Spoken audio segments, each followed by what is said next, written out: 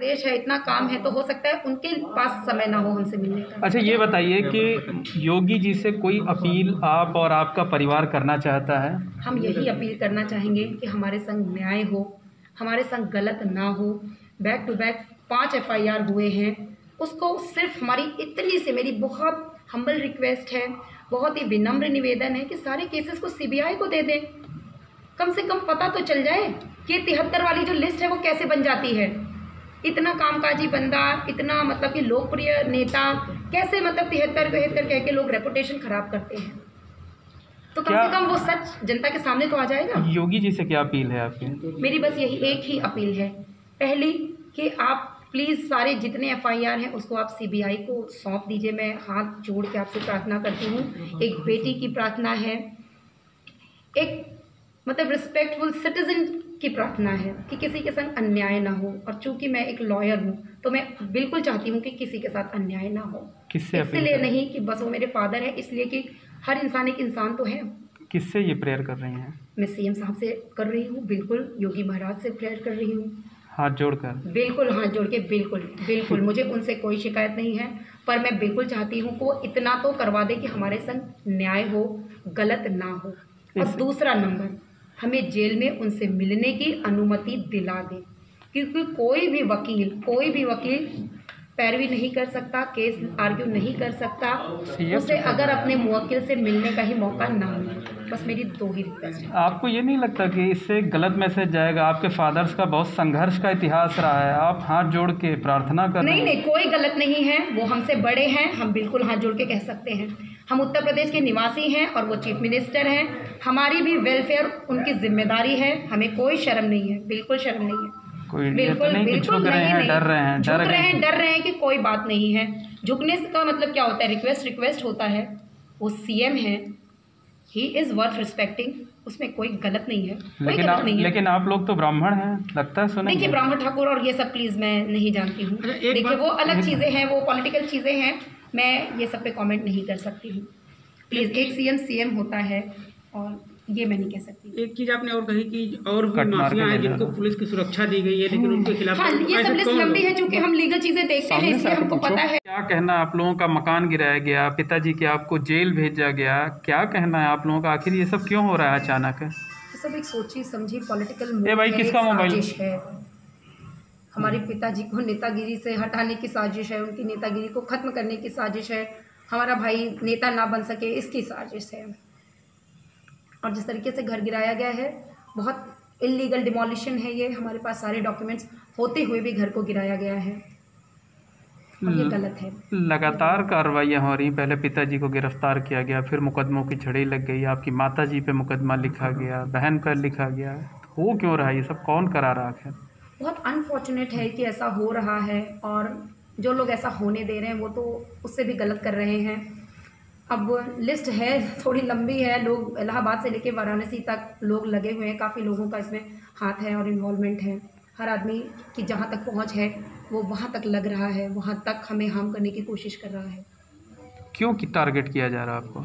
Target बस इसीलिए किया जा रहा है, मैं आपको बता रही हूँ ना कि ये इलेक्शंस आने वाले थे, उसमें लोगों को ये डर था कि ये अपने बेटे को लॉन्च करेंगे, तो बस ये हम ना कर पाएँ इसी की साजिश है, और को कोई बात नहीं है। अच्छा, आपके पिताजी जब गिरफ्तार हुए उससे पहले उन्होंने कई सभाओं में कहा था कि उन्हें ब्राह्मण होने का खामियाजा भुगतना पड़ रहा है इस सरकार में, सही है ऐसा? मे भी ऐसा हो सकता है। देखिए वो नेता है, उनको फील हुआ होगा तो ही तो उन्होंने बोला होगा।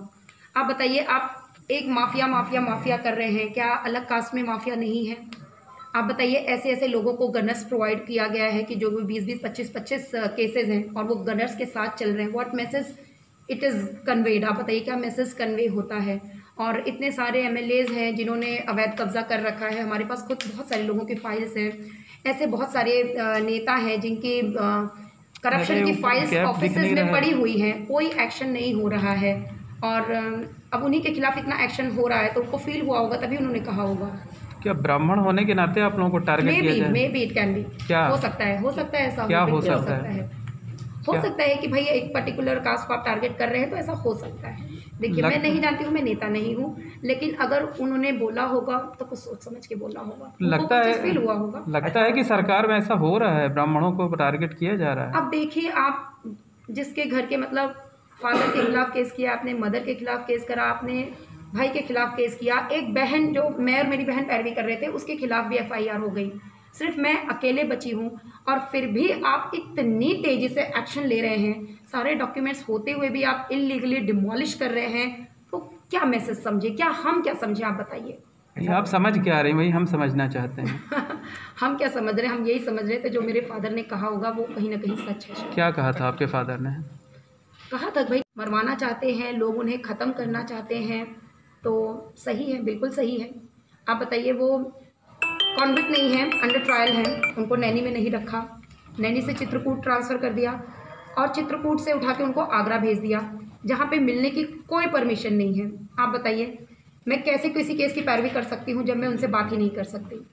अच्छा, वो कितना मतलब इनह्यूमन सिस्टम हो रहा है, आप बताइए, मतलब अंदाज़ा लगाना मुश्किल है। अच्छा, वो विधायक भी हैं, कई पार्टियों 20 साल से विधायक है, 20 साल से विधायक है, कई राजनीतिक पार्टियों का अनुभव भी है, तमाम राजनीति। तो क्या लगता है कि राजनीतिक रूप से उनको सपोर्ट क्यों नहीं मिल पा रहा? राजनीतिक अरे भाई देखिए, सबको कुर्सी चाहिए, राजनीति क्या होती है भाई, जिसको कुर्सी चाहिए वो आपको तो हटा के ही तो बनेगा। उनके रहते में भी उनको देखिए, ये इनसिक्योरिटी है, इतने चीज़ें एक साथ होना, आप भी समझते हैं कि ये सब कुछ प्लानिंग के तहत हो रहा है। 3.5 साल इतना अच्छा सब कुछ चला है। कौन कर रहा है साजिशें? भाई मैंने बताया तो, इलाहाबाद से लेके बनारस तक ऐसे बहुत से पावरफुल लोग हैं जो साजिश कर रहे हैं। लखनऊ में बैठे लोग भी हैं क्या? अब लखनऊ का तो हमें नहीं पता है, लेकिन हाँ इलाहाबाद, भदोही और वाराणसी के लोग ज़रूर हैं, क्योंकि जितनी चीज़ें अब हम संभाल रहे हैं, देख रहे हैं, जितनी चीज़ें खुल के आती हैं, जितने लोग यहाँ से लखनऊ पैरवी करने जाते हैं, जो मुख्यमंत्री हैं वो आप लोगों की मदद नहीं कर रहे हैं, करना नहीं चाहते, या कि आप लोगों को टारगेट किए हुए हैं? देखिए, he is a big man. Uttar Pradesh कोई छोटा स्टेट नहीं है, बहुत बड़ा स्टेट है। मुझे पर्सनली ऐसा फील होता है कि उनके तक हमारा सच पहुंचता नहीं है। बस बात इतनी सी मेरे मन में जो आती है, जब से ये सारा मतलब चीज़ें चल रहा है, मेरे फादर की बस एक ही रिक्वेस्ट थी कि CM साहब उनसे 2 मिनट मिल लें, ताकि वो जो चीज़ें हैं वो सही तरीके से बता पाए।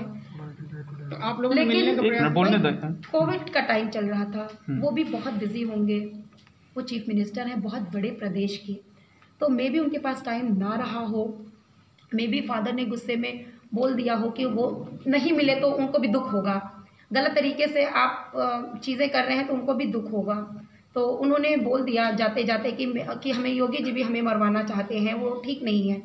गुस्से में बोला होगा, दुख में बोला होगा, पीड़ा में बोला होगा, कभी मतलब नहीं था ऐसा।